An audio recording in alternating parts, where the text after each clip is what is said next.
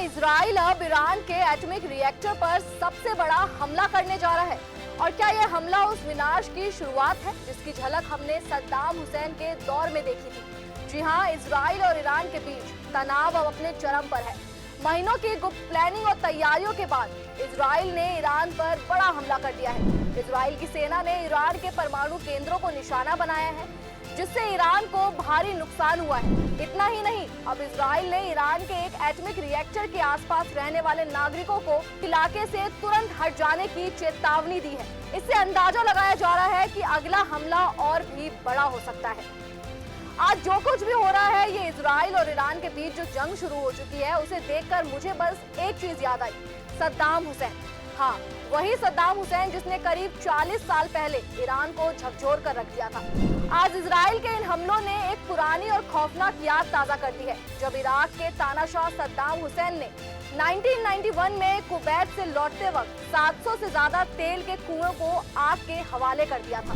तब उन आगों को बुझाने में महीनों लग गए थे। बात तकरीबन 34 साल पुरानी है। खाड़ी युद्ध चल रहा था जब इराक की सेना कुवैत से पीछे हट रही थी। तब जाते जाते उन्होंने करीब 700 से ज्यादा तेल के कुएं में आग लगा दी थी। ये वही समय था जब इराक ने 1990 में कुवैत पर कब्जा कर लिया था। अमेरिका और उसके साथियों ने ऑपरेशन डेजर्ट स्टॉर्म चलाया और इराक को पीछे हटने पर मजबूर कर दिया था। लेकिन इराक जाते जाते कुवैत की धरती को जलते तेल के कुएं में तब्दील कर गया। आग इतनी भीषण थी कि आसमान तक काले धुएं से भर गया था। दिन में भी अंधेरा छा जाता था। रोजाना लाखों बैरल कच्चा तेल जलकर बर्बाद हो रहा था। पहली आग तो अप्रैल में बुझाई गई, लेकिन सोचिए, आखिरी कुएं की आग नवंबर में जाकर बुझ पाई। मतलब पूरे 8 महीने तक कुवैत जलता रहा। और आज इजराइल ईरान की जंग को देख ये सब कुछ एकदम वैसा ही लग रहा है जैसा सद्दाम हुसैन ने 1980 में किया था। तब भी एक बहाना बनाया गया ईरान की सीमा पर विवाद का, और फिर इराक के तानाशाह सद्दाम ने हमला कर दिया था।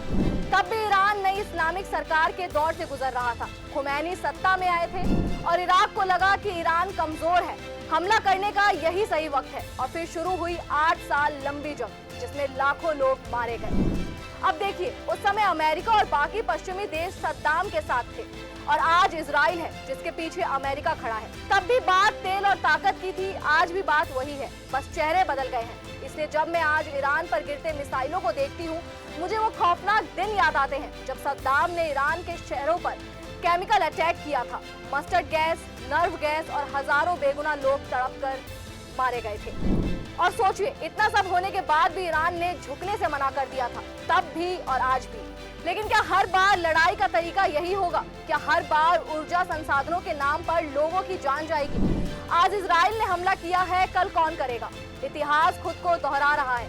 फर्क बस इतना है, आज कैमरे हैं, इंटरनेट है, पर दर्द वही है, जंग वही है। और अब सवाल ये है, क्या इस बार कोई रुकवाएगा ये जंग, या फिर सद्दाम की 80 की सदक वाली लड़ाई अब 2025 में इजराइल के जरिए दोहराई जाएगी?